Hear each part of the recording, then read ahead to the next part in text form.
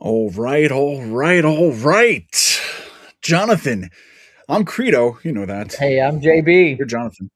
Yeah, Yeah, it is what it is, right?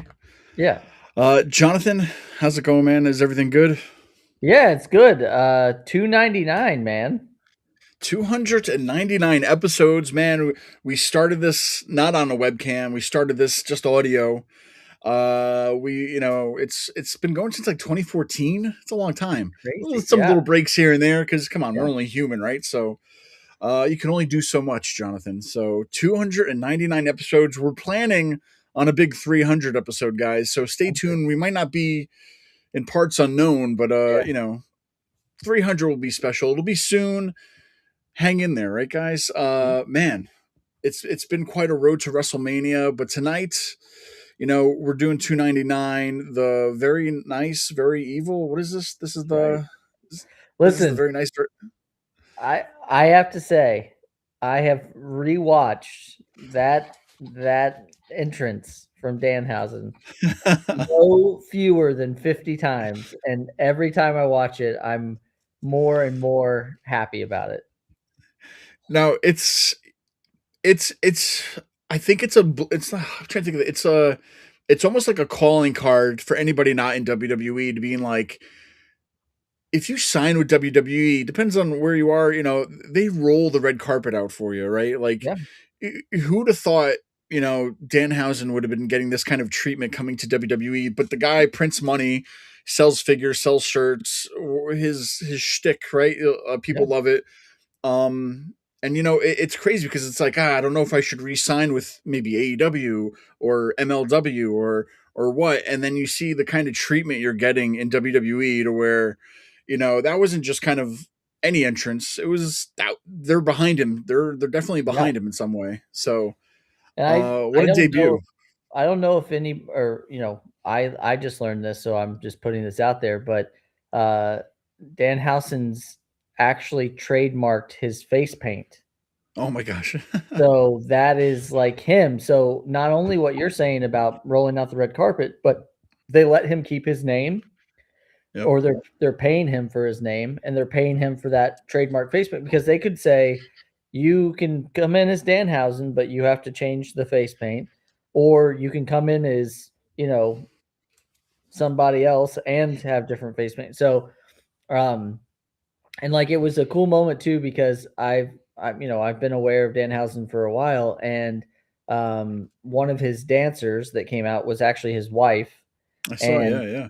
she choreographed the whole Danhausen dancers. But yeah, I think that you know my question about this, and there's a lot of hate towards Triple H right now, or whatever, due to what the IWC perceives as his successes or whatever. But would we see a Danhausen under Vince? I don't Yeah. know. That's my question. Like, obviously, we would see um, a Royce Keys under Vince, because he's a huge guy, and I think Vince would have like saw the value in that. But I just think about the value of a Danhausen, and that character is what it is. It doesn't take itself too seriously. It doesn't, he possibly could win a undercard title, but like, he's there to be able to create havoc and to have fun. And that's again like why it was so special, I think. And there's a lot of people out there that are already trying to take the wind out of the sails. And I don't know Mm. if you saw this, but like, oh, they were booing him or whatever. What are your thoughts on like just the post giving the teeth to Michael Cole? What did you think? And I'll be honest, I wasn't a Danhausen fan when he first came out because I didn't get it, and I was like, whatever. But when you realize in the world of pro wrestling, like it can't just be all meaty Yeah, men. Is that kind of say I don't know. It can't. sure. You got to have that. You got to have that comedic aspect. You got to have that Santino Morella. You got to Yep. have that. The world of pro wrestling is crazy, chaotic, funny, sad, emotional. Like you have all these emotions, and he's one of the emotions. Like element. Yep. Oh, what's that movie? Where all the emotions in the head, right? Like Yeah, yeah, it's kind of like that, and he fills the void. I think with that. He's not going to be going for the world title. I don't see anytime soon. Knock on wood. Anything could happen, yeah, but yeah. he's not there to fill that spot, right? He's No, not there to fill that void. He's not going to be going against Cody Rhodes at main eventing WrestleMania right now. Right now, who knows? yeah, But there's in this world of pro wrestling, man, you can't take yourself serious, right? It's pro wrestling, so you got to have some fun elements to it, and I think he'll bring that. It's definitely a different kind of element that I think a lot of the fans are used to seeing. But I mean, he's made a name for himself on the independents. yeah, He's made this gimmick, and I think you got to give him credit because you'll see guys like Ricky Starks came in as Ricky Saints, other mhm, guys who came in and went to NXT, still trying to find themselves, still trying to get them something or whatnot. But you see this guy going right to the main roster, put it in the spotlight, and you got to give credit for I think Triple H or whoever for this, but he definitely sees the value, and sure, he sees what he'll bring to the table from just merch to autograph stuff or whatever. I think he's an asset. I think he's yeah, going to be an asset to see what they do with him. And like I said, maybe he's not your cup of tea, and that's okay. yeah. But I think it's just another element to this crazy world of pro wrestling that I think it's needed. So I definitely didn't think it was going to be him though coming out of the box. But then once I saw the coffin, I was like, oh, John, we're texting back and forth. I'm like, Yep.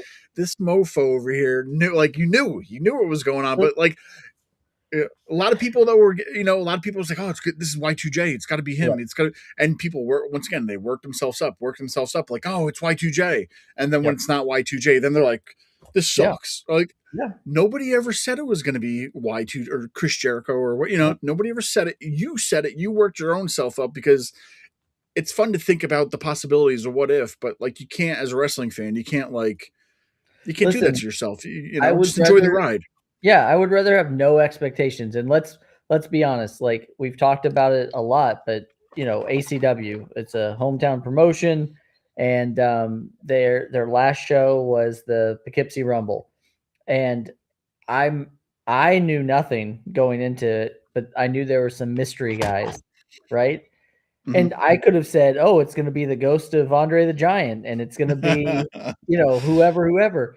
I Yep. didn't go in with one expectation. I like wrestling. I've said it before, that's my catchphrase, trademarked, I like wrestling. Um, I went in, no expectations. We got Blue Meanie, we got Joe Clean, we got Gangrel, we got David Arquette, and we got Richard Holiday, and, like, that was those every one of those hit because no one, like, really had I don't think anybody had, like, expectations. They just were in the moment, and I think my wife and I were talking about the other day, but we were watching WrestleMania 23, which I happened to be at as well, which is in, Detroit, but it was a different thing because everybody was, like, paying attention to the match and no one was, like, on their phone or anything like that. So I think that and I hate to say it, but I think wrestling fans end up being their own worst enemy, because they just, it's like, yeah, I'm already bored of that, or it becomes cool to like hate on something or whatever. And you know, I'll They're tell fickle, you, Jonathan. yes, yeah, fickle fans, but I'll tell you, like, no one, like, I've met Danhausen one time. Hmm. I dare say that there was anybody more happy about that than me just because that's the hope, like, and I'll tell you, for anybody who's new to Danhausen, and I would tell you, don't even worry about going back and, like, watching previous matches. He did a podcast, with Conan O'Brien, and Conan O'Brien has the one, it's like Conan O'Brien needs a friend. Um, Yeah, yeah. if you look back, there was a few that they did that said Conan O'Brien needs a fan, and it was just people, normal everyday people that would call in and do this podcast with him. And there was an episode with Danhausen, and that one really kind of, it goes through him kind of as a person, but also him as this character. So, I'm always happy to see new people because that's that's the circle of life when it comes to pro wrestling is, you know, you look at WWE right now, there's a lot of big names, but a lot of those people are close to being either retiring or injury prone or whatever. And so you better be hopeful that we do keep getting some of these names coming up because uh it's only going to make wrestling better. So I will get off the soapbox now, but that's my No, man. Going back to some of these fickle fans, I was, looking on social the other day, and I saw somebody posted, "I'm never gonna get a photo with Oba Femi again. He wouldn't do any other pose except for this." And I'm like, "What did he do?" yeah. He's smiling. He's Yep. looking forward. Like it's a regular picture, and the fan Sure. was upset because I don't know. Maybe she wanted him to do something silly, and she's like, "I'm never gonna get another meet and greet with him again because he wouldn't do certain Yeah. poses." I'm like, "What do you what?" It's what do you want him to do? He's You know taking a what's picture with awesome you. about you know what's Yeah, awesome about that though? That means that I move up one more in line that's because if right. he's not there, then I'm gonna be and I saw it. I apparently and that's I think one of the things that we've seen over time Mhm. is that wrestling fans are really want to be a part of the show. Yep. And so whether it's singing along with the song, whether it's you know, throwing streamers in the ring or whatever the case may be, they want to be a part of it. And so a lot of these fans, and we've seen it, you know, we saw it with the guy Vlad, who was always at front row and shows in the 90s. We saw it with the sign guy. We saw it with Frank the Clown, Brock Lesnar guy. All these fans kind of started like getting over almost as a gimmick. Yeah. And I think what happens then is other people see that media influencers or whatever, and it looks to me like this gal apparently has pom poms or something, Yeah. and Yep. that's what she wanted Oba Femi to hold. And you know, it's up to him. It's up to WWE. It's their discretion. Like I don't understand it. I really, you know, if the person seems okay with it, that's great. If not, like it's their call, not yours. So yeah, I No. it's No. it's But wild. it's. I'm trying to think of like other recent people who debuted from coming from like AEW or whatnot. Like we mentioned Ricky Starks, now Ricky Saints didn't come up to the main roster, still in NXT. Ethan And Page, Ethan Page, yeah, a few other guys. And I think it's one of those things to where I don't think it's a slight on them because I feel like they're waiting for a slot to open, right? For them to like, if they just came to the main roster, they could have failed instantly. For sure. Danhausen, he's like in the R Truth spot, right? Like a comedic relief or something to that effect. And so that they need that slot. They have a slot open for that. So it's easier to bring him to the main roster than it is to bring some other guys to the main roster. So some people are being like, like why they not good enough to come up to the main roster. I think it's just more or less how much space is there, right? So either way, though, no, like I said, I wasn't a fan of him when he first came out. I'm happy to see him here now and thriving because he just posted on Twitter too the other day how he was like free from AEW and like he put Yep, the genie from Aladdin handcuffs breaking off. So I didn't even think from that. I thought he was just going to get a lot of indie bookings again. I did not think he'd be debuting in the sure, WWE. sure. So it's definitely an interesting time to see what happens because it's so weird how AEW brings in or has guys, doesn't know what to do with them, shelves them, and it's almost like they're killing their career because they're not using them. And Yeah, instead of not using them, they just let them. Like I don't understand why people would love that. Why would you want to sign with a company to where if like you could just be sitting on a show for 2 years and then it's one of those things you're out of sight, out of mind. yep, And okay, maybe 6 months isn't that long of a time, but when you're 6 months away from people on social, on TV, you start losing who you are in a way. So it's kind of yeah. cool to see that they brought him in full force either way. But what do you guys think? Let us know. Comments. Tell us what you thought. I will also say it sounds like he was around for a little while longer than we thought because his thing is that he curses people, right? Yeah. Well, I believe that he must have cursed the Vision, based on Oh my the gosh. entirety of the group being injured, and yeah, that was rough. And you know, it goes back to that in 10 years, maybe we'll know what the plans were, or maybe next season on Unreal. But like, I think that the vision they probably had really big plans for. Then Seth gets injured, Braun has a hernia, Bronson on Monday bicep tear. And Uh, that's like 9 months, 12 months. That's so long. That's another thing. That's like a and yeah. but finish what you were saying. I'm sorry No, because I'm like just with saying, Bronson, like, it does feel like they were cursed, possibly by Danhausen. We broke the news that that's the case.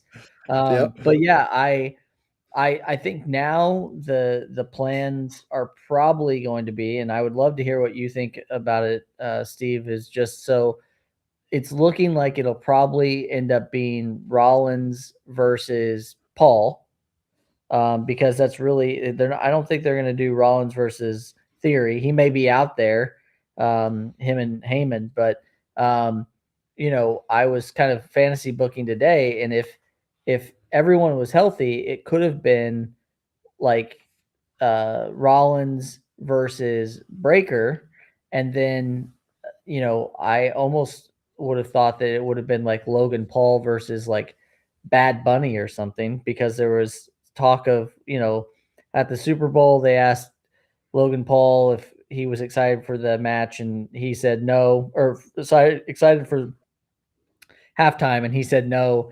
And then I guess he went on his podcast and he was kind of saying if they had a match, it would be the biggest match in history. And it's you know I'm not saying it would be the greatest match in history, but it's hard to argue that it wouldn't be one of the biggest, just based on their reach, like social media wise and all that stuff. So I don't know. What do you think is going to happen now with this? What with the vision and moving forward? What are we going to get? That Cursed, man. first, Well, 100%. It's one of those things to where, okay, it originally started, with whomever or whatever, and then it just got broken down and changed so many times that it's just like, stop it already, just end it, because it's almost like, with what happened with Edge, to where he was part of the Judgment Day, and then that look where it is now, right? Like it's formed, it's all these different versions of what the Judgment Day was, and now it's the yep, same thing with the Vision. Great name, great stable, and now it's just falling apart due to injury.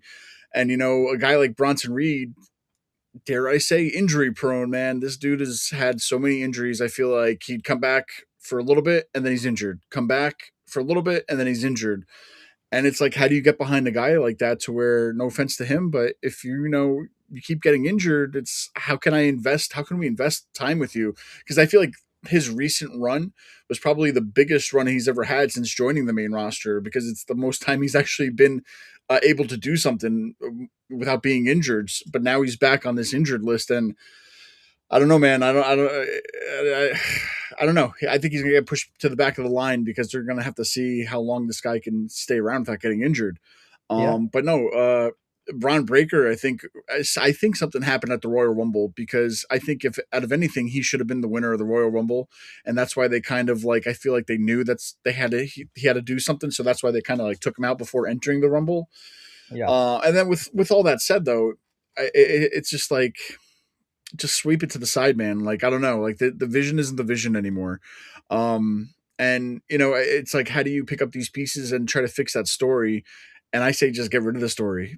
Just yeah. who's left, who can still do stuff. Because now, what is it? Is it just a Logan Paul and a In Theory, a theory, tag team? Like, it's not like I don't know, man. It's one of those things. Like, this is the world of pro wrestling. This is the world of just being athletes. These guys are going to get injured, but when they're injured, they're off of TV, and these guys have some significant injuries that they're going to be off TV for quite a while. So, I feel like they should have just scrapped it. They should have just did I don't know, something else to, because like with Paul Heyman, he's still kind of teaming with Brock. He came out with Brock, yep, but then he's also got the Vision, and it's almost like the Heenan family. Bobby Heenan's with like whomever at this time, right? And you got Paul yep, Heyman jumping around. So I don't know, man. I feel like some of these guys, Braun's going to come back in no time. I'm sure he's one of those guys that are going to return like Cena, like whatever the expected time is, 6 months. I'm sure he'll be back in 3. He's going to be something to that effect, right? Just because he's a beast, right? yep, Bronson Reed, I don't think so, just because of what's going on. But I don't know, man. It's when you have this chunk of guys and you have this stable, and then now all the stable's gone except for like a little part of it. it's not really a stable anymore. Now it's a tag team. So I would say just write it off until everybody's healthy, and then you can start again. But go back to the Judgment Day. It was Edge, and then Rhea Ripley, Yep, and and Damian Priest. so like, and then that all got messed up. So, and you could see where it is now. But I don't know, man. I think it's one of those things they just need to like figure out what they can do for the next few months and just get rid of the vision. I say just get rid of it and start something else. Just go into another story. Don't worry or focus on it being the vision. Because that snowballed into, because as we're talking, this is some things about Elimination Chamber. As we're getting into Yep, Elimination Chamber, what happened? That goes into the Masked Man thing. So the other yep, night, the Masked Man was revealed, and it was a big reveal, and nobody. I still don't think people know who it is. It was just the guy that was a part of what Seth Rollins' training yeah, yeah, facility or camp or whatever, a student. yep, Um, and then everybody's like, "Oh, okay. Well, the big reveal is going to happen at Elimination Chamber." I'm like, you already revealed him. That was it. That's the reveal. Whether it's or whatever, but okay, now you have a returning Seth Rollins, another not injury prone guy, but he's yeah, been around a while. He seems to be getting a lot more injuries over the past few years now, and he was one of the guys that was injured to once they took him out of the vision. It was like I thought the way what they did with that story once he got injured, I was like, oh, it's got to be a really bad injury because if it's only like a few weeks, they could kind of like do stuff with, but if they know he's not going to be around for months or whatever, they have to like rewrite it. So here he is returning. Can he yep, wrestle? Is he going to have a Mania match? Like, how healthy is he for the injury that he's had?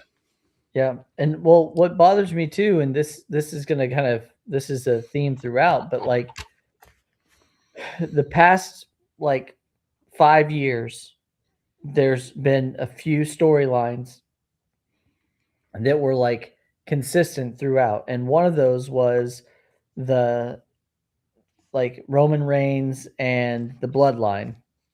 And after Roman lost the title or whatever, they did the whole family thing, like the one side versus the other side and whatever. And then now they have like Judgment Day, and then that was going for a while, and now it's this Vision and Masked Man thing. And that to me feels a lot like a lot of eggs in one basket. Like back whenever like and it's not just the Attitude Era or the Ruthless Aggression Era or whatever, like you really had a lot of different stories going on all at once. But now it seems like WWE has been really focusing hard on like one specific storyline.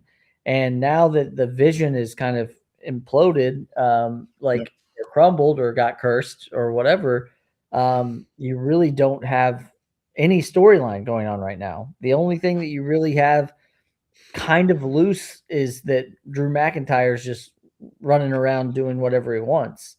Mm-hmm. Um, so I think that they would be better if, yeah, still have your like most prominent storyline up front, but like this match with Liv versus Stephanie Vicaire, for example, no real build up. They had a half-hearted promo on Raw where, Stephanie was like, "You've had everything handed to you, and that's what it is." Like, that's it. Like, that's the like Yeah. you've got Jade Cargill going against Rhea Ripley. Like, what's the story there? Like you, there's just not like I want deep-seated like rivalries. Like I want there to be nods to the last time, and like you know that's just not what we're getting right now. And so, you know, I don't know. I don't know. And I think you and I had talked about this too, but I'd love to hear again what your thoughts are on this. But is it just me, or does it seem like there are a lot of people right now, 7 weeks out from Mania, and they don't have a plan of what I mean, we don't know their plan maybe, but it does not seem like they have a plan moving forward with them for Mania. No, yeah, and if anybody's watched that, was it Unreal or Real or what is it on Netflix? Unreal, yeah. Unreal. But so like they have the whole board of like where we're headed to, and sometimes they always say like, oh yeah, they had Mania plans set in stone since like the summer last year. Like they know where they're gonna end. And okay, they say that, but it honestly doesn't feel like that, right? So a lot of the stuff that we see, it almost feels like, all right, throw these two together. And I'm Yep. like, and then you look at it and you think about the whole year of like, what's a good Mania match? And you feel like some of these guys have had a nice little rivalry throughout the past few months or whatever. And you feel like, okay, this is finally coming to a head at WrestleMania. But then, yeah, sometimes it's like, okay, you two, WrestleMania. I'm like, but why? Like, Yeah. there's no, it's almost like everybody deserves a trophy. Like, oh no, I feel like Mania shouldn't be two nights. It should be the best of the best storylines happening, or the top guys, the biggest names, who's selling the most merch, who do the fans want to see. That should be your Mania. Focus on the guys who are making you money instead of what, let's make it two nights. Now everybody gets a match, and now we have to figure out the rest of the card. I don't like the two night stuff. I don't I don't know. I feel like sometimes it gets watered down to where we don't have to focus on a good lineup because now we could just involve everybody instead of, okay, let's focus, okay, this is the main event, this is this and this and whatnot. So it, for me, it I know they say they have a plan, but at the end of the day, I feel like things change. Obviously, look at all the injuries. So now things are happening. A lot of people, the news on the dirt sheets are saying that, oh, tickets aren't selling well because of whatever. And I mean, Mania tickets go on sale in November. People don't care what the matches are; they just want to go to WrestleMania, right? Yeah. And so I get that, but then they're like, oh, they're hard to sell this year or whatever. And then you go to that argument of, well, who's paying $10,000 for a seat? Like Yep.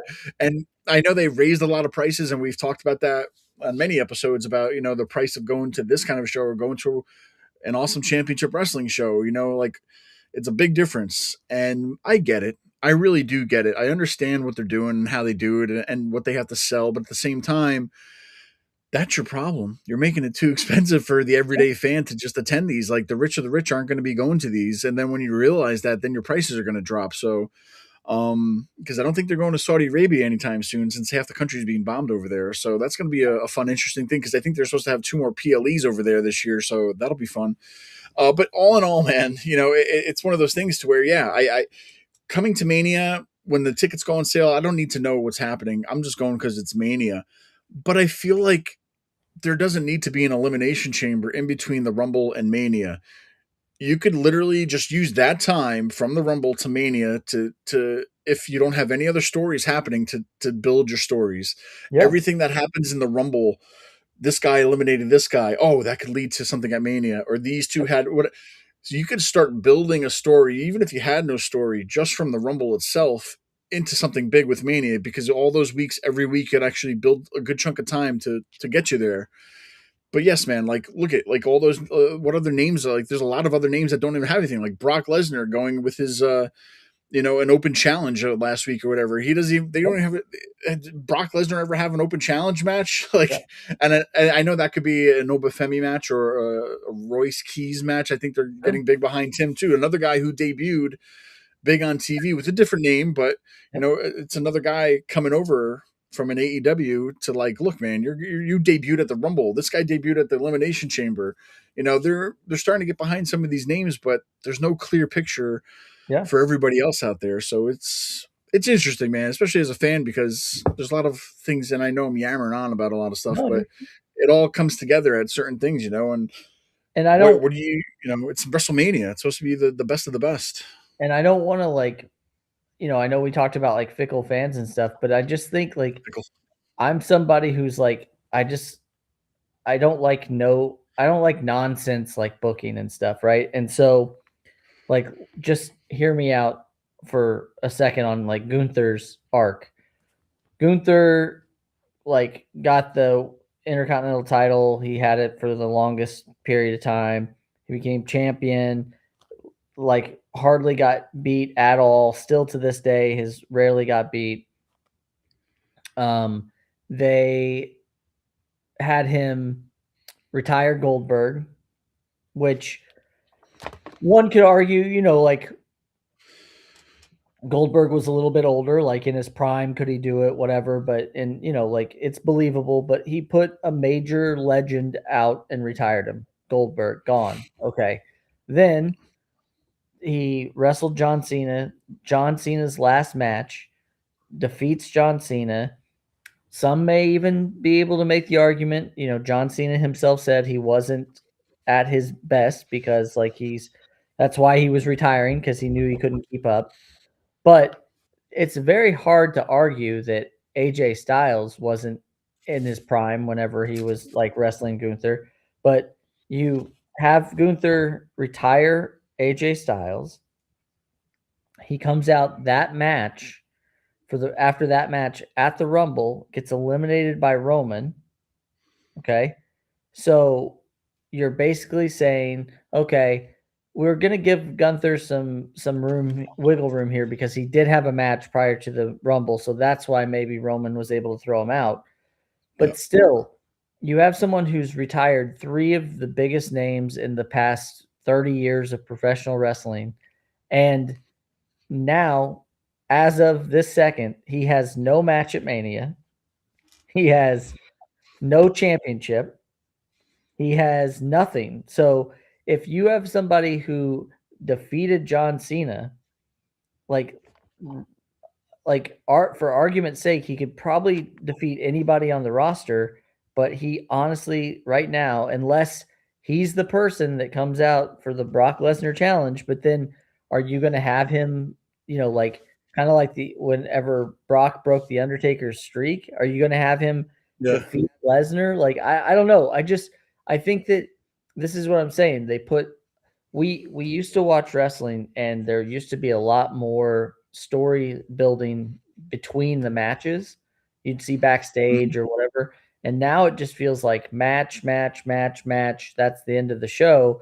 And they do the thing where I've seen the videos, like they'll show Kathy Kelly in the audience, like talking to like Jay Uso or something, and we don't get to see that at home. And so it's just like Yep. an odd situation where you have now like basically you have a very short amount of time before Mania hits and a lot of uncertainty as to what. And I think now it is the time if you're waiting, if you're like haven't pulled the trigger yet to buy tickets to Mania, you're probably waiting to see what's on the card. Yeah. Yeah. Like, why am I going to spend this amount of money to have really go to it? So Yeah. it's, the road to WrestleMania is always a fun and exciting time, but I feel like tomorrow night on Raw, they're going to have to pull out, like, what are the first 5 matches? Like, what are we doing or what's going on? Because let's go back to Elimination Chamber, if you will. Let's talk about some of these matches and see what we could possibly see happening. Let's start from the top and work our way down, though. So we had the men's Elimination Chamber match. If you would have told me Randy Orton was winning last night before it happened, I would have said, no, I could not Yep. see that happening, but that's what happened. Yep. And then later, after that happened, they did announce that it's going to be Cody versus Drew for the title Friday on SmackDown. Yep. Okay, so what did the elimination chamber? What's the? Yeah. We just had. Isn't that what the elimination chamber is supposed to settle? What's going to Yeah. happen? And you had Randy Orton win. Now we're having this. It's like, okay, guy. Like, I mean, even look at Jey Uso won to get a spot on it, and then was written off of that spot, within a day or within a week or whatever of getting Good. that spot because of that injury, right? He's a bum. Yeah. So, what do you think about this? Okay, the men's elimination chamber. Technically, it's going to be Randy Orton versus Drew McIntyre for the WWE Championship at WrestleMania. But come Friday, could that be a 3-way match, or then we don't have what Jacob Fatu? Tell me about this. Or what do you think this is going to lead to? Because it's chaotic. There's nothing set in stone right now. No, I mean, I honestly think at this point it will be a triple threat. Just due to the fact that you've got Punk and Roman, they're going to be looking for the top names to have, some matches. So the night one main event might be Drew versus Cody versus Orton, but again, it's kind of just like nonsense. Like they booked themselves into a corner where okay, maybe people are a little sick of like the Cody Drew thing, but like they know that Cody sells merch or whatever, so they decided now we're gonna, put this we're gonna give Orton the win, and then we're gonna set this like triple threat up. But again, that leaves so many people out in the cold without matches. So I don't Yep. know. I think this road to WrestleMania is bumpier than the Merritt Parkway when Vince McMahon drives 115 miles an hour. That was a crazy video too. If you Yes, guys it haven't seen was. that one, oh my Yeah, gosh. yeah. Um, No, and I just okay. No, like there's so many uncertainties, and you feel like if you're gonna have this pay per view in between your another two biggest pay per views, I think of the year, and if the Elimination Chamber is supposed to be the end all be all to get you to that moment, and now all of a sudden it's not because now we're having a title match for not yeah. even a week later, it blows my mind. And that just shows you how crazy it is right now, and so many things have changed with all these injuries and whatever else plans have changed. So Yeah. maybe they know what they want to get to, but they're still got to do a few things to get to it. I don't know. Did you see, like, as far as that men's match last night, did you see any um standouts, like anything that you thought was like really, really like impressive? Like I felt like, and this is another problem that I think is like these matches you get fatigue, like um women's Royal Rumble match, men's Royal Rumble match, women's Money in the Bank, men's Money in the Bank, women's Elimination Chamber, men's Elimination Chamber. It's like I if you had like two nights of those pay-per-views to where like the men's have a match the first night, the women's, like I think that almost is better because like they end up just trying to outdo one another, or like you like I'll be honest, I watched the first Elimination Chamber and I'm like, oh, it's just not as like special for the second one because we just saw one of these matches. So Yeah. I don't know, but like I felt like the men's match, like I don't want to take anything away from him. I'm a big fan. Again, I like wrestling, but I just what we're used to, what we've seen before, I just feel like it fell a little flat um in that match, Yeah. especially when you had like Trick, Javon. Orton's style is more ground based, so he's not going to really be flashy.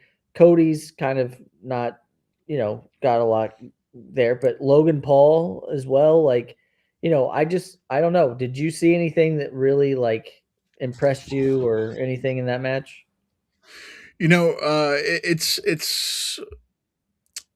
It's not weird to say. It's not weird to see. It was definitely a little bit odd to have maybe two rookies in there with Javon Evans or Javon Williams, if you want to go by the ring announcer. But Trick Williams and Javon Evans being in that match. Not saying that they don't deserve it, but literally they just like debuted on the main roster to be in that kind of a match for the main championship. Yeah, Granted, you think guys would kind of maybe earned it a little bit more to be in that, but you have a lot of these guys that are in it that like a lot of spots. Like I'm just looking at them like Javon Evans, LA Knight, Trick Williams, Logan Paul, Cody Rhodes, and Randy Orton, and just looking at that, I'm like, oh, Cody's winning. Like, like yeah, nobody in like I like looking at a match and not knowing who could win. Like, oh man, you have all sure. these guys. Like, like everybody balances each other out to where I could see literally Cody Rhodes going against Yep. for the championship. I could see Randy Orton going for it, but at the same time, I didn't think he'd win it. But like an LA Knight. I feel like something's happened that they dropped the ball with him. Maybe you could agree or not, but a few botches last night in that match, but I don't know. I feel like something with LA Knight ever since the Fiend. I think the last big feud he had was with the Fiend years Yeah. ago, and then like from there they just didn't know how to place him or what, or maybe they're just not behind him 100%. But I feel like they've tried so many times to get him like to that level, and they're just not pushing the button with him, and I don't know why. Because that if you would have said once again who's winning this, an LA Knight victory could have okay. They're really going to get behind him now and do this. I could have saw that out of everybody else being in it, but like a Javon Evans literally just showed up like 2 weeks ago, or whatnot. But even Trick Williams, I would not have seen these guys being in this kind of match so soon. And it's one of those things, like when you look at these chamber matches or whatnot, I would assume that all these guys are your main event players, right? And yes, I Yeah. know you got to integrate all these guys into it, but it wasn't like a standout like man, anybody could win. I would have literally just picked Cody Rhodes in winning that, right? Sure. And I don't know what they're doing, whether it's, now that they're going to have a Cody Rhodes versus Drew McIntyre on SmackDown for the championship. Now I'm like, are they worried? Do they not feel like they have something strong enough for WrestleMania? Um, like, I don't know, like, and not having Cody as champion, you kind of see why some guys pull the horse, pull the wagons, right? You see, Yeah. like, they have like that anchor being of Planet 50, whatever. You have your Tony Stark of Earth 6-1 or whatever. You see why, like, they make a guy like a Cody or a Roman champion so that they can pull that wagon a little bit. Drew, I love him, but at the same time, I feel like he's not having the same kind of I'm trying to think of the words for it, the same kind of impact, I guess you could say, as what Cody Rhodes had with the championship. Him winning it overseas was great. I just don't feel like, I don't know, he's making any kind of impact as champion. And I'm sure people can call me out and say, "What do you mean he's not?" I get it, but at the same time, I'm like, I don't know.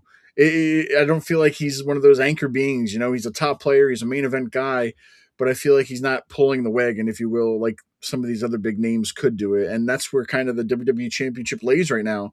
It's where you look on the other side of the aisle, you have a CM Punk versus Roman Reigns. That right there is your marquee match, right? Like the two biggest Yep. names in the past 10, 20 years or whatever now, having a main event. But then on the other hand, you have or had like a Cody Rhodes and a Drew McIntyre. I don't know.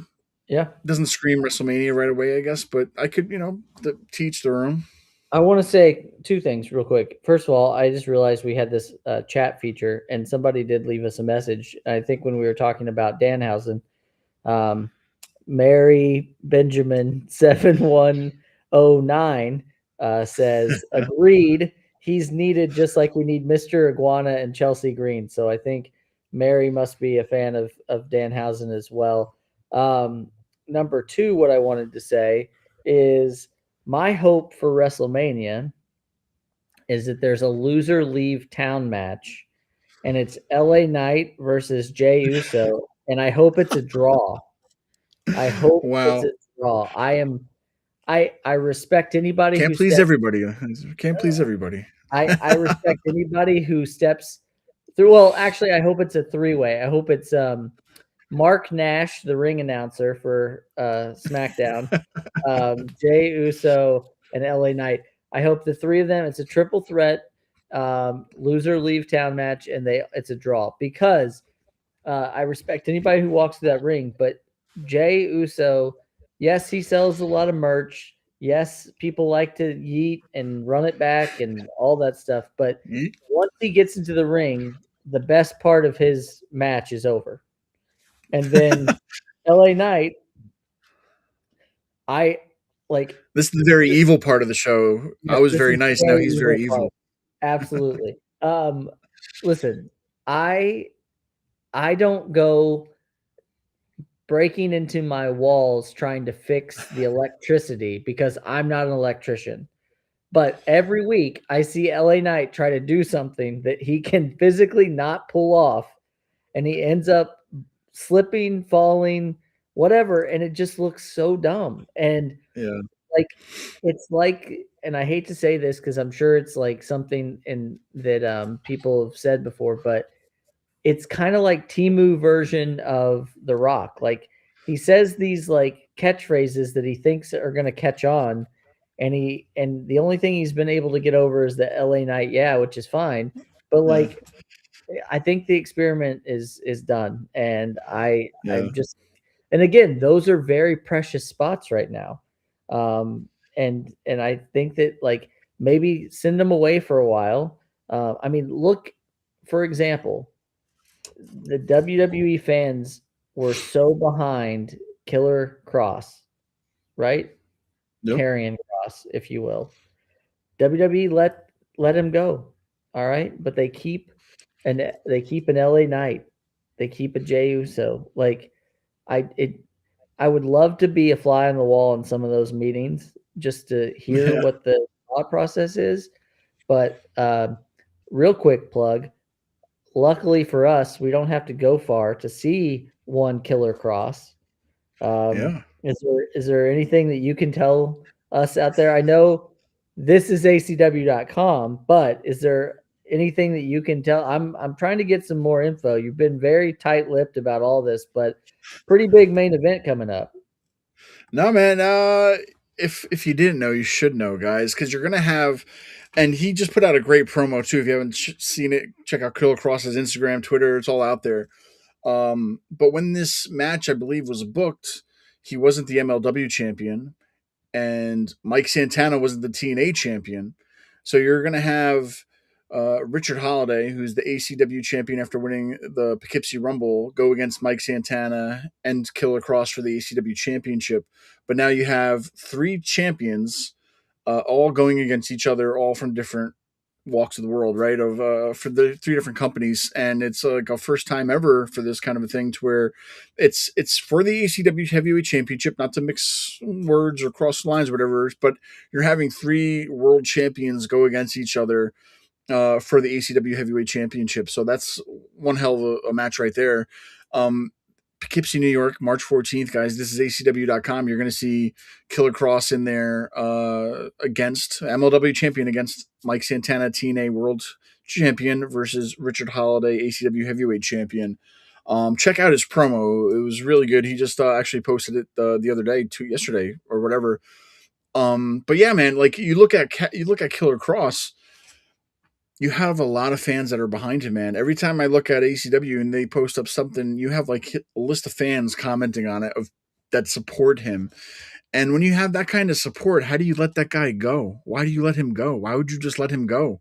Like you could still work with it. Maybe he wasn't working on Raw or Smack. Like do something. Like he still has a fan base. Still a great talker. Still a great wrestler. He can walk the walk. He can talk the talk. When you have something like that, you don't just let it go, right?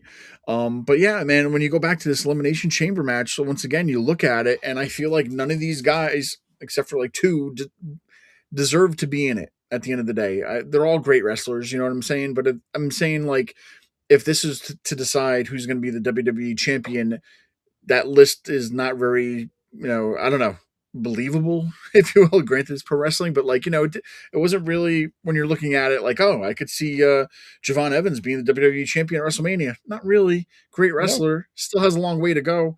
Still has to earn it. I like when people earn it. Like they've actually been there for X amount of time, have run the gamut, have worked their way up to that, and not just having like a match to get into the heavyweight championship right away. That's just personally me. Like Trick Williams too, great guy, great wrestler. I don't think he deserves to be in this kind of match right away. Yeah, he was an NXT champion, but I feel like let him run the gamut. Let him become a United States champion, an Intercontinental champion. Like work your way up that ladder to become a WWE champion. So I feel like at the end of the day, this match should have had more guys who are either former champions or more main event tier, if you will. But with no, that said, man, we'll see what happens, right? We'll see what happens, because I'm sure it's going to end up being a 3-way or a 4-way, because you got Jacob Fatu in the background doing something. So who knows what's going to happen with him? A lot of questions to be answered. A lot of botches though. You mentioned last night. Let's talk about the women's elimination chamber though match, because right off the bat, who's winning it? To me, I would have been like Tiffany Stratton. yep. Rhea Ripley won it.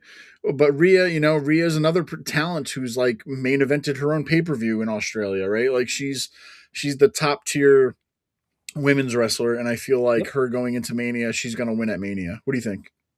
Yeah, I mean, it's tough because I think they've really been putting in a lot of work with Jade, and you know, I think WWE is doing, again, this is something that they may not get all the credit for, but Jade came in from AEW, and she was kind of a main event player when they brought her to WWE at first. I think they really wanted to put her, strap a rocket to her and send her to the moon, but I do think that they held off and they let her get some work in, and they put her with Bianca and all that stuff. And they made a lot of good decisions, and I think that it's great. I just don't know how long the match can go. And I would love to see it be a great match, and I think it can be. Um, I don't think I don't think either person would be. hurt if they lost. Rhea's like Rhea could get hit by a bus and people would still cheer for her. But I think Jade, if she wins, it would do a lot for her.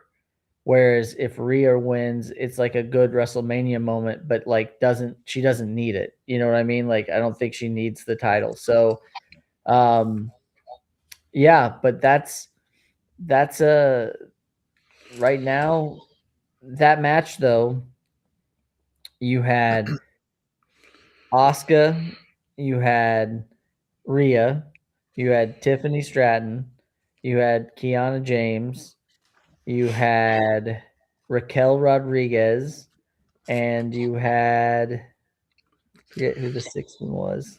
Tiffany Stratton, Kiana, Oscar, Raquel, and Alexa, Alexa and then Bliss. Rhea. Yeah. Yeah, so like obviously Alexa I didn't think was gonna win. I didn't think Kiana was gonna win. Um, I didn't think Asuka was gonna win. I would have it would have been nice, I think, and I think there's big things for her in the future, but I wouldn't have been mad at a Raquel win even, to be honest, because Raquel's like big enough to where it wouldn't look out of place to have her in, and she's had a pretty prominent role for a while now. So Yeah, she was she champion in NXT too? I can't remember. I'm trying to yeah, I think if think she so. was. Yeah. And she was great as a champion then too. Like we said about the men's match, I feel like all these women, like Alexa, former champion, Kiana, still kind of the rookie, even though she was out for a Yep. year with injury. Asuka champion, Raquel Rodriguez not champion now, but like I could see being Yeah. champion. Tiffany Stratton champion. So like all these names, all I feel like made sense to me, except for maybe Kiana, but it is what Yeah. it is, right? But no, yeah, like all these names I feel like made sense for this kind of a match to go to Mania. So But now you've got five women who are rudderless for Mania. We don't really know what they're doing now. yep. There's two championships, two world championships. Those are already spoken for. You have the United States Championship that is currently held by Julia, right? Again, is that who it is? Hmm. And then you've got the IC Championship that's AJ Lee. So, again, that doesn't really get you a clear path to all those talents. I would assume there's going to be a tag team match because we saw the other day the Rio or Rio, Rhea and Io lost to Lash Legend and Nia and the Irresistible Forces. So I could see Charlotte and Alexa going against them. I could even see Raquel and Roxanne. Maybe there's like a four-way for the title, the tag team belts or something. But I don't know. I really like stories with the matches. You can always Yeah. start somewhere where it's like, oh, we've never fought before. This is a fantasy match or whatever, and then from there you can really build that story out. But I remember, and they showed a brief clip about it, but it was when they were getting ready to set up the match between Shawn Michaels and the Undertaker at Mania, Yeah. and Undertaker was in the Elimination Chamber match, and presumably was going to win it, and Shawn Michaels came out from underneath the chamber and like super kicked Undertaker, and that set up the match at Mania. Like there was history there, there was a story there. Like I just feel like we didn't get like yeah, we got Rollins who came in for the men's match, um, but and then obviously we got the Drew stuff, but um, I felt like it was a big push to try to like hurry up and create some stuff like Oscar misted Alexa. Is that like the common thread for their match now? Is that going to be a Mania match? Like, you know, Yeah. but I don't You know. know, no, yeah, for sure. And like, it's just sometimes, I mean, even like years ago or a few years ago, remember, I think they even had two pay per views in between Mania and Rumble to where they had Roadblock, right? And I'm like, why are they doing this? Like, they don't need another pay per view or whatever. Like, Yeah. it's just like just go like build your stories so that the payoff could be WrestleMania. Because now go to another match. We had the Women's Intercontinental Championship. AJ Lee defeated Becky Lynch. I don't want to see a rematch at Mania for this. Like, I don't want to see this. I don't want just to see what AJ Lee win again. If anything, Becky should have won to where the rematch was at Mania to where AJ wins it at Mania. That would have made more sense to me as a fan. But now I'm like, are they just going to book a rematch for Mania, or is there going to be something else involved for AJ Lee at WrestleMania? And what is it like? Oh, the rematch, and then what? Like, we've already seen this match at your last pay per view. Like, that's what I hate. You know, like, I don't want to see a rematch from the B pay per view now at Mania. Just this time it's AJ Lee walking in with the championship. You know, and it's such a big deal because it was her first singles match in 10 years.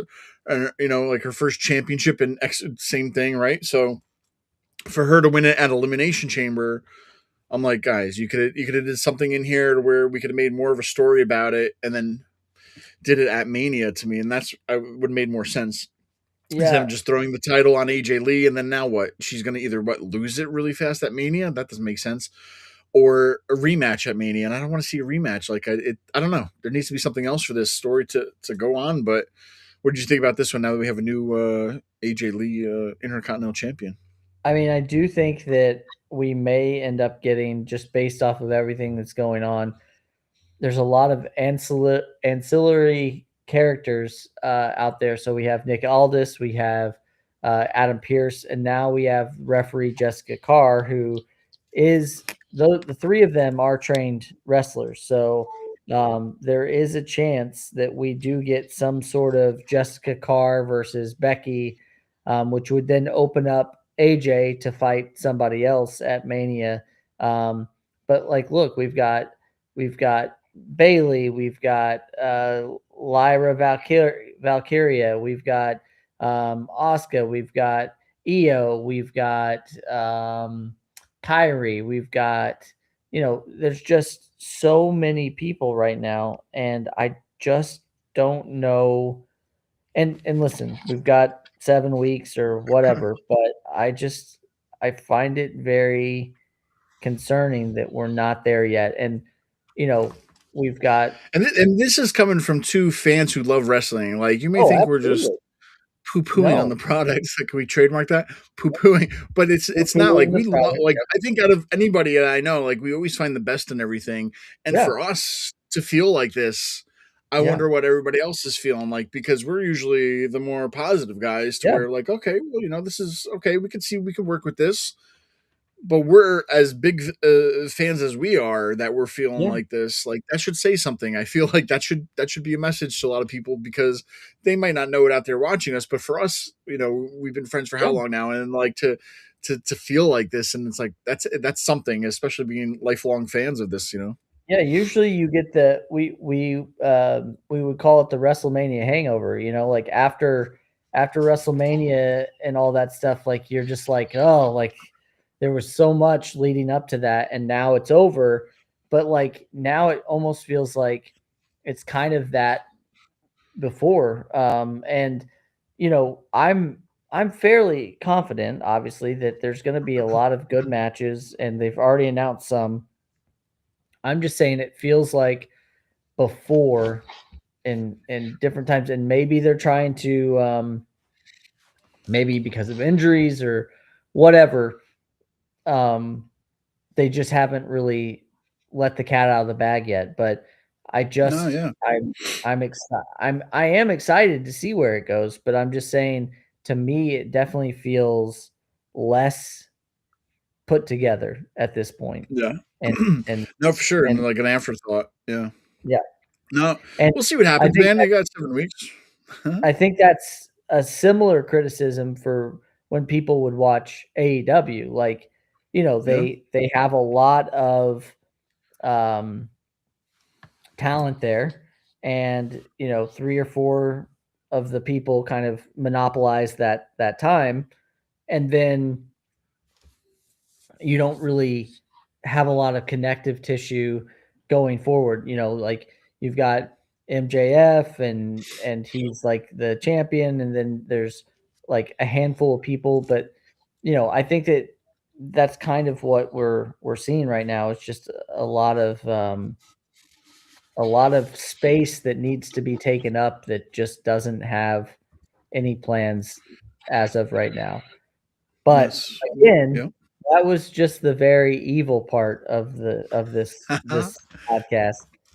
Very nice things coming up, and we saw last Monday on Raw, we saw AJ Styles have a very heartfelt goodbye. The very first time we ever saw Abyss on WWE television. We saw his real life persona, but we never saw the Abyss character. And they all came out to the ring, and then we heard the Undertaker's music come out. And I don't know if you knew where that was going. I kind of didn't. I thought just based on their like WrestleMania match that Undertaker was going to come out and give him some respect or whatever, but we we got to find out that not only there are now officially two members going into the 2026 Hall of Fame class, and AJ Styles is the newest member, and well deserved, obviously, very well deserved. What were your thoughts about that whole situation, and do you have any guesses for others going in this year? No, for sure. I think one of the biggest things that, going back to the Rumble, people, saw AJ have his last match, and he explained, he started at the Rumble, wanted to end at the Rumble. Granted, a lot of us were talking about how it was Saudi Arabia or whatever, and now like if he would have ended, it should have been in America. Well, that's what happened. He said goodbye to everybody, Yep. uh, in America, right? So he got to leave it in the ring, got to have his little goodbye there, which is great. So it's officially AJ Styles' retirement. People are guessing, oh, he's going to be in AEW and this. I'm like, no, he's not. I think he's done, right? So seeing him, I like the little flashbacks to seeing guys like Frankie Kazarian, never been on Raw, Abyss, never been on Raw, having that 5 little seconds, just to have Yep. him featured on there, like a little history of AJ Styles. AJ Styles was the John Cena equivalent, I think, if you will, for TNA at the time, because when you look at the two biggest names, it was AJ Styles, and John Cena. So I'm glad that he got some kind of a send off. It wasn't as big as John Cena's, because at the end of the day, John Cena, I think, is a lot bigger than he ever Yeah. was, if you will. Well, And no especially offense to to him, but WWE fans. yeah, exactly. Yeah. So I mean, I'm glad that he still got to say goodbye in his hometown, or where it all started and all that stuff. So definitely, it sucks to see him go, but at the same time, father time catches up on all of us, and it's almost like the Shawn Michaels thing, to where you almost like want to leave at a certain point, because you start to age, right, and you don't want to be known for like a Ric Flair, like Yeah. everybody knows Ric Flair for being the end of his career, being old and slow, and not like a shell of his former self. To where AJ Styles could still go in the ring, and my memory of AJ Styles is always going to be of AJ Styles, not some old guy trying to be AJ Styles in the ring anymore. So I'm glad he Yep. got to leave at that time in his life. But I think it's much deserved too, going into the WWE Hall of Fame. I believe he spent more time here, right, than he did in TNA. So Yeah. he's been a WWE superstar longer than he ever was a TNA superstar. So that, once again, makes more sense to. It's not just the guy that came over and then, oh, now we're giving him a Hall of Fame spot or whatever. He paid his dues. He was a great, I Yeah. think, WWE champion for his 10-year run or whatever. Yep. So I think much deserved. Uh, you know, I'm not sad to see it. Like, I'm not like I'm not a big I like the guy, but I'm not like a huge AJ Styles fan, if you will. But it's another spot opens, right? One guy leaves, and they got Mhm. another spot that opens up to see what will happen and who can shine in that spot. But yeah, man, the Hall of Fame class. This is where we are. We got AJ Styles and a Stephanie McMahon, who was also announced, I think, before Christmas, right? For the Hall of Fame. I think, I forget when they announced her. It was a while ago, right? Yeah, it was another event where Undertaker came out and announced it to her, and she was just kind of That's his newest obviously thing. Yeah. Yeah, yeah. Um, Now, here's the thought, and we don't always get there. It seemed formula mat or seemed like there was a formulatic, I like whatever. how you broke that down. Perfect. Yeah. Yes. So it seemed like there was a time when they would say, okay, there's someone current, there's going to be a female, there's going to be a tag team, Tag and then team. Yeah. maybe someone who passed away and, whatever. So I don't know if everyone's familiar, but obviously, growing up when Steve and I did, one of the big tag teams was Demolition, and there was some issues with, I think Bill Eadie, who's one of Demolition, who him and Vince, I think there was a lawsuit or something, but we did see that they signed, I think, a Legends deal and they started pumping out the action figures.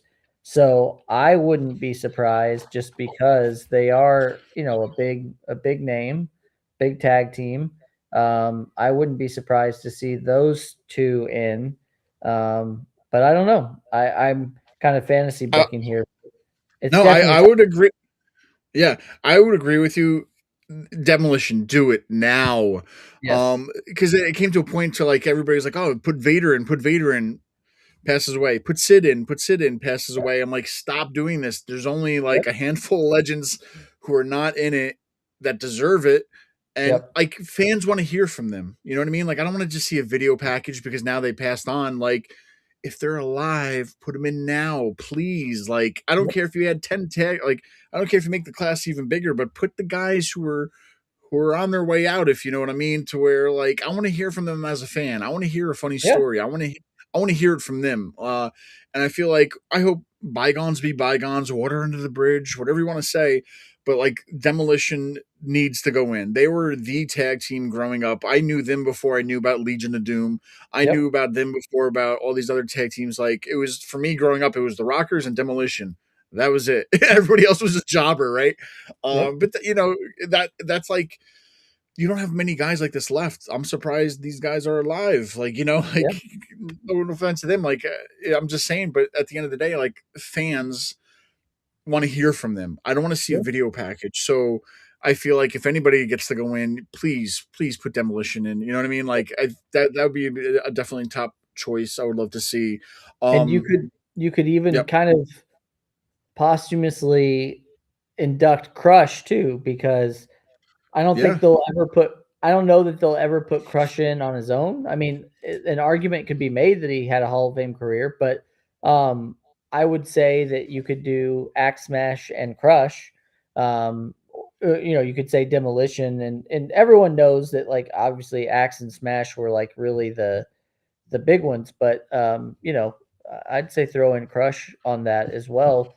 yeah, Um, and yeah, but I also, there was a gentleman that, there was some sad news, obviously, that there was a gentleman named Kerwin, and I don't want to even attempt his last name. It starts with an S. But he was a big guy in their production. I think he started shortly around WrestleMania 1, and everybody had really nice things to say about him. And fun fact, that's where they got the name Kerwin White. Whenever Chavo did that gimmick for a yes, while, yes. they got Mhm. that name from him. But I think that if for no one else, like for WWE fans, longtime fans, and or like um, we see these names. We the curtains pulled back far enough that we know some of these agents and things like that. Like I think it's definitely time to start putting some of these people in. And my number one for all of that would be Jim Johnston. It's the biggest snub as far as I'm concerned. That guy cranked out so many themes that we all know and love and stuff. And so Kerwin could be an argument could be named that or made that he goes in. Jim Johnston for sure. But yeah, I'm sure there's a lot of other unsung heroes of the WWE that we just haven't seen in put in yet. And it may be a Yeah, little too inside baseball, but like honestly, we can say that our wrestling wouldn't be what it was today without those people. So Yeah, and like I'm not. We don't have. I hope Stephanie. I don't want to say this in the wrong way, but like I hope Stephanie's not the headliner. Like I feel like, yeah, she's part of the business, like big part of the business, but I feel like, is she gonna be is she the headliner? You know what I mean? Like, to where people are saying, John Cena just retired. Like, why isn't yeah, he going this year? Granted, I could see maybe waiting a year to really, milk it for another year or something, but or then maybe not because that's gonna be Saudi Arabia next year, right? Or something, maybe. yeah, But I don't know, like people are saying, why not John Cena? But then is he overshadowing any, like that would be the headliner to me, right? yeah. Like, who the headliner last year was? That Triple H, or when was that? That was because I'm like Triple H or somebody went in, right? I don't want to. I know we're not googling anything, but anyway. But like looking at it, I don't see like the headliner yet. And I hope it's not them. But let's go back to a name they mentioned in 2020, 6 years ago. Batista. Batista was, he was inducted into the Hall of Fame in 2020, but the ceremony was canceled because of COVID-19. He hasn't been called back since, due to scheduling conflicts. But now could probably be the right time for a Batista to come in. It's in Las Vegas. I mean, it's close to Yeah, Hollywood, kind of. It's just a skip and a jump, but in a name that hasn't been in there. Even Mickey James. Mickey James was inducted yeah, into TNA Hall of Fame 2025. So another yep, a woman's name, high profile. But then again, I guess Stephanie McMahon's taking that women's spot. Right? It's literally like a women's spot, a tag spot, legend, yeah. They somebody who passed away spot, right? last year, Um, last year it was Triple H, then Michelle McCool. Wonder how she got in. No, just kidding. I'm just kidding. Uh, Lex Luger, yep. the Natural Disasters, and then don't forget they started the Immortal Moment where it Oh was yeah. the That's Bret right. Hart versus Stone Cold, and then they did the Legacy thing, which is kind of, I don't know. They did Kamala for the Legacy thing, Dory Funk Sr. and Ivan Koloff. Like, I don't know why you wouldn't just induct Kamala into the Hall of Fame. You I know? know it's like a weird like loophole because they don't do the Warrior Award anymore. I guess like for the past year or so, like there's no Warrior Award, so that Yeah. kind of stuff. Well, yeah. I wonder why that.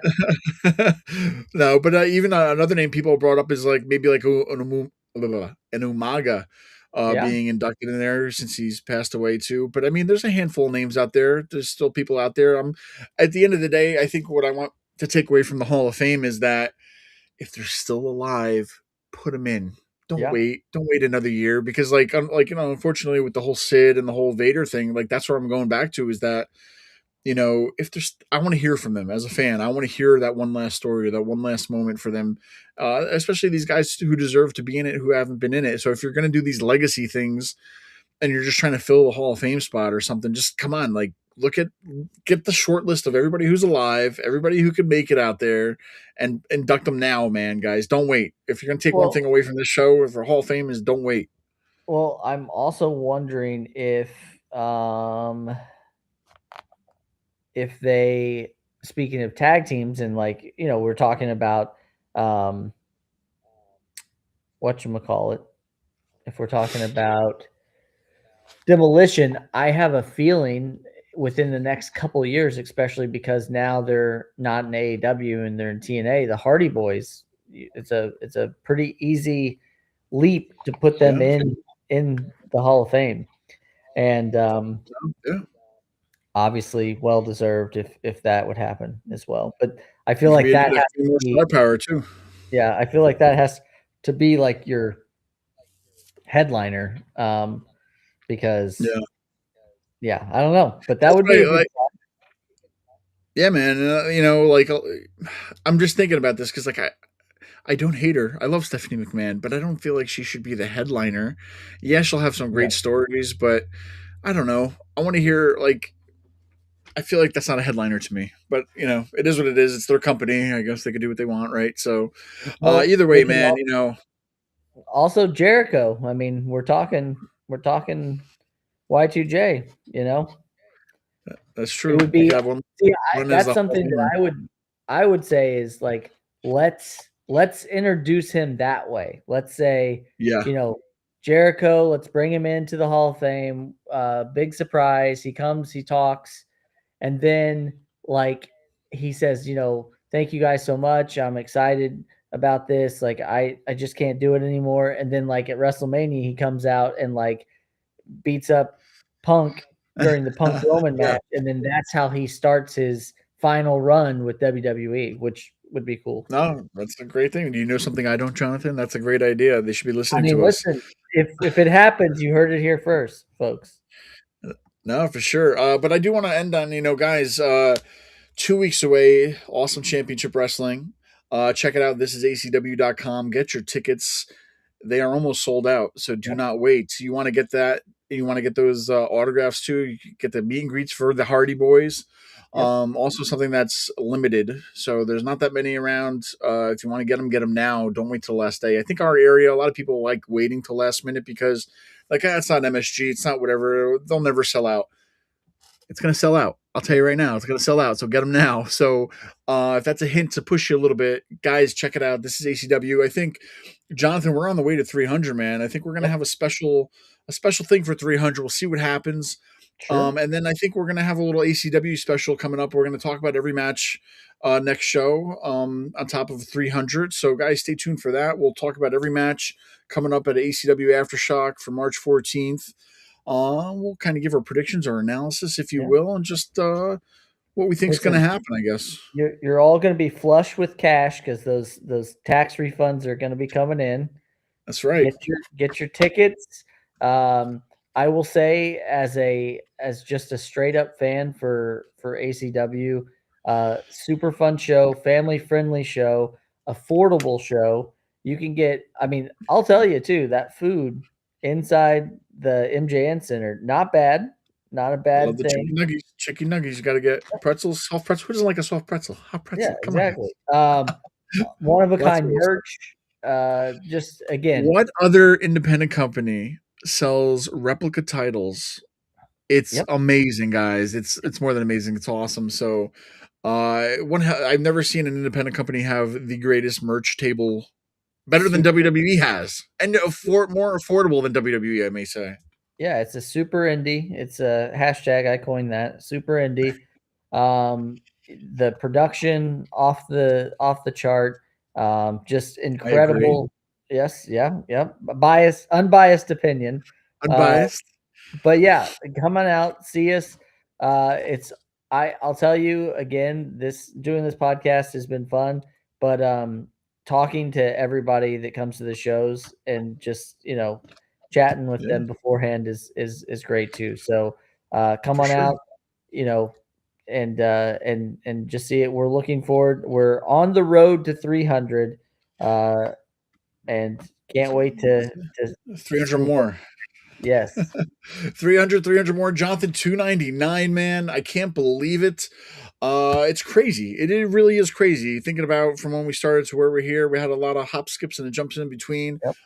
But this is it, man. It's 300 episodes. Granted, some people like to put out like little shows every week, twice a week, but we did a lot for the past few years. You got to have some Mhm. breaks or you're going to lose your mind. Yep. But 300 would be great, guys. We're starting to break out of winter here. We're kind of in our parts unknown right now as things are thawing. I saw it's going to be almost 60 degrees next week, Jonathan. So Yep. that's amazing and alone. Yep. So as we defrost here at AWP on 299, we're headed into 300 with a new sense of purpose for AWP, I guess, Jonathan. But either way, thanks for watching. Thanks for listening. Subscribe, rate, review, like us, tell your friends. Pass on the good word of another wrestling podcast, and we'll see you next time, right? Bye. Bye, guys. Alrighty.